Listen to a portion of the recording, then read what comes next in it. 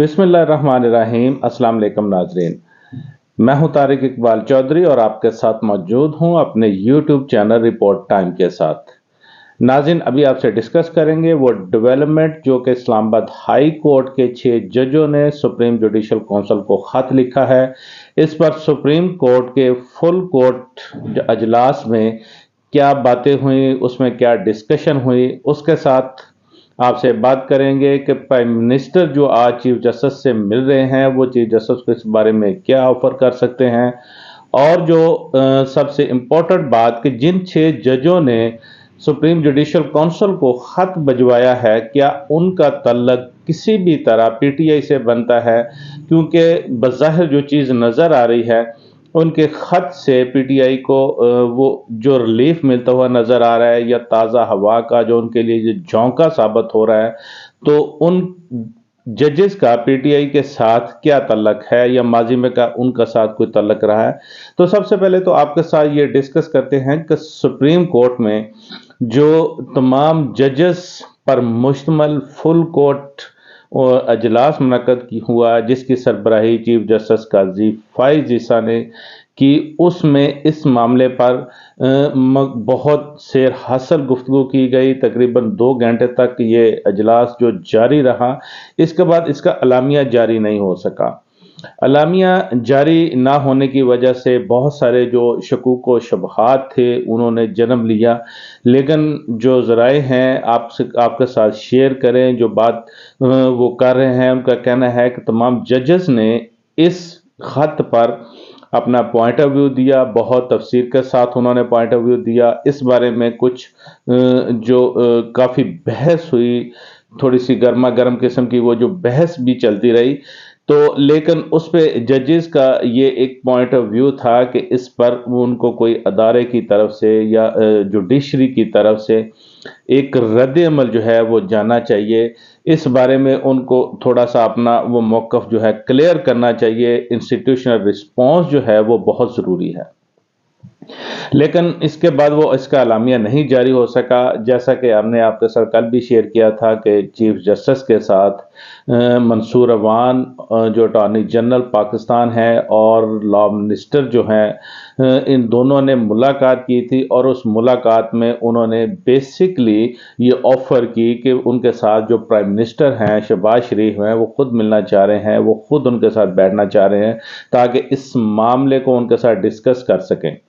नाज़रीन, आपको बताते चलें कि इसके साथ ही काजी फाइज ईसा के साथ जो प्राइम मिनिस्टर की मुलाकात थी वो तय पाई, जो कि आज मुलाकात ये होगी, सुप्रीम कोर्ट में होगी।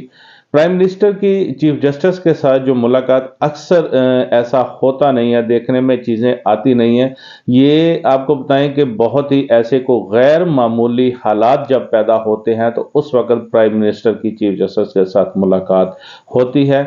माजी में भी जैसे कि चीफ जस्टिस इफ्तिखार मोहम्मद चौधरी जब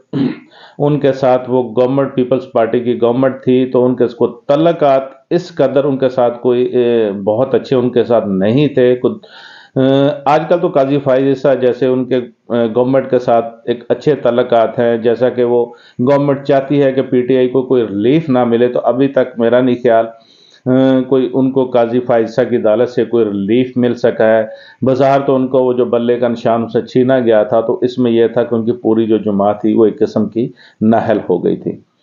तो आपको बताएं कि उस वक़्त इफ्तिखार मोहम्मद चौधरी की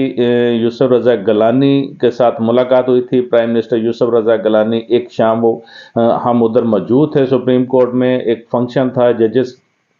का जिसमें वो अचानक से बाहर दरवाजे पर आ गए। उन लोगों ने नॉक किया, उनके सिक्योरिटी स्टाफ ने दरवाज़ा खोला तो प्राइम मिनिस्टर उस पर खड़े थे, तो वो फिर तशरीफ़ लाए, उनके साथ उन्होंने जजेस के साथ मुलाकात की, चीफ जस्टिस के साथ उस वक्त वो बैठे रहे।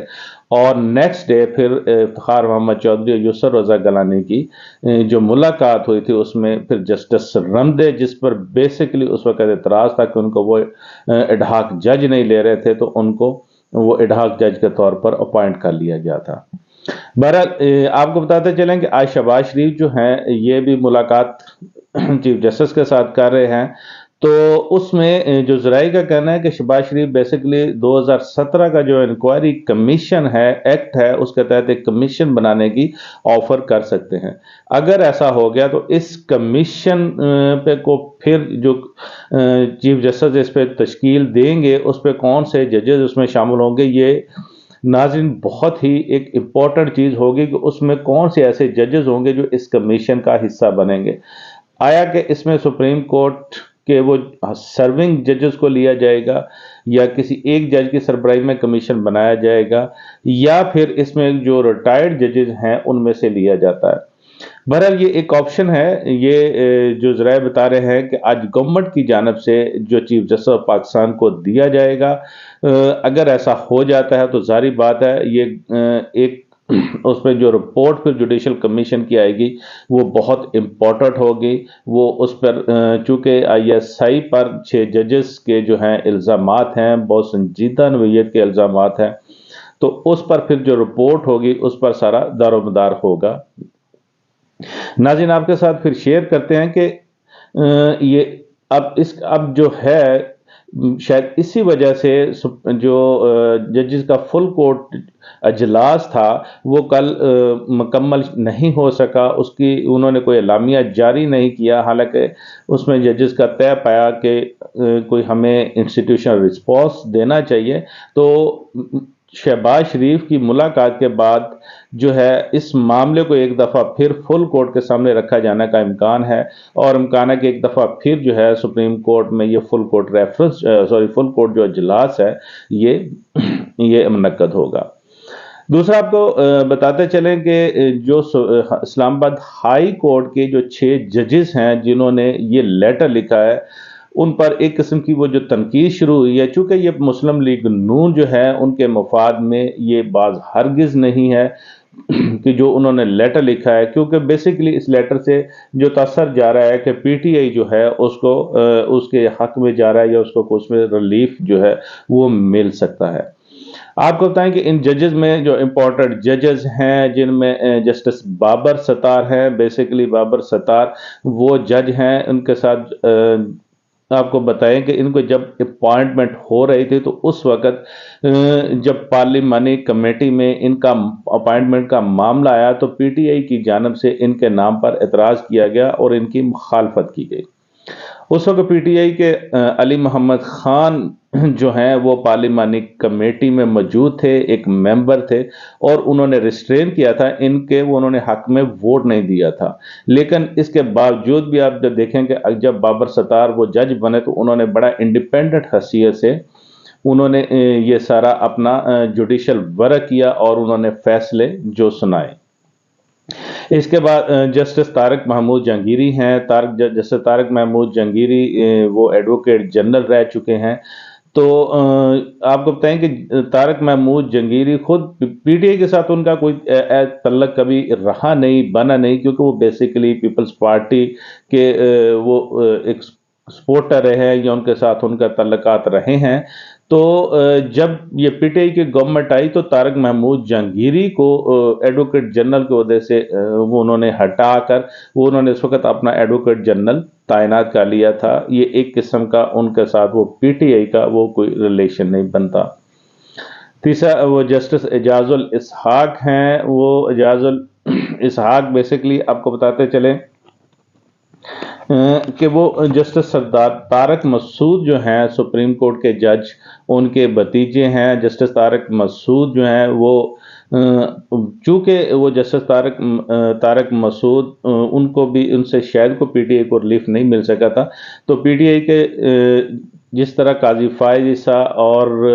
جسٹس عامر فاروق جو ہیں اسلام آباد ہائی کورٹ ان پر وہ بڑے تحفظات ہیں، اس طرح ان کے ان جسٹس طارق مسعود پر بھی بڑے تحفظات رہے ہیں. چونکہ وہ ریٹائرڈ ہو چکے ہیں اس لیے ان جج صاحب کا بھی PTI کے ساتھ شاید کوئی تعلق کبھی نہ بنتا ہو. تو کہنے کی بات یہ ہے کہ اسی طرح جسٹس جیسے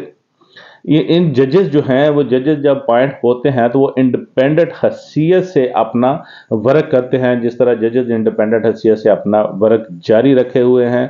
انہی ججز سے آپ کو بتاتے چلیں کہ مسلم لیگ نون کے جو لوگ ہیں ان کو ریلیف مل چکا ہے، جیسے مریم نواز کو ایون فیلڈ کا جو ان کا کیس تھا وہاں ان کو ریلیف مل چکا ہے، تو انہی ججز میں سے وہ لوگ شامل تھے۔ اب چونکہ مسلم لیگ نون کی جانب سے کچھ لوگوں نے آوازیں اٹھانا شروع کی ہیں اور ان پر اعتراضات عائد کرنا شروع کیے ہیں، تو شاید کوئی درست نہیں ہوگا، کیونکہ ان ججز کا کبھی کوئی پی ٹی اے کے ساتھ ایسا تعلق رہا نہیں، بلکہ ان کے ساتھ تو ہمیشہ شاید کچھ ججز کا وہ ان کو مخالفت ہی کی تھی۔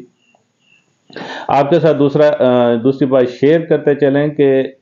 چونکہ اب یہ جو خط ہے یہ خط اب پہنچ چکا ہے، اب یہ خط سپریم جوڈیشل کونسل کے پاس ہے، اب یہ خط اس پر سپریم کورٹ کے تمام ججز جو ہیں وہ بیٹھ چکے ہیں، انہوں نے ایک قسم سے اپنا پوائنٹ آف ویو دیا ہے،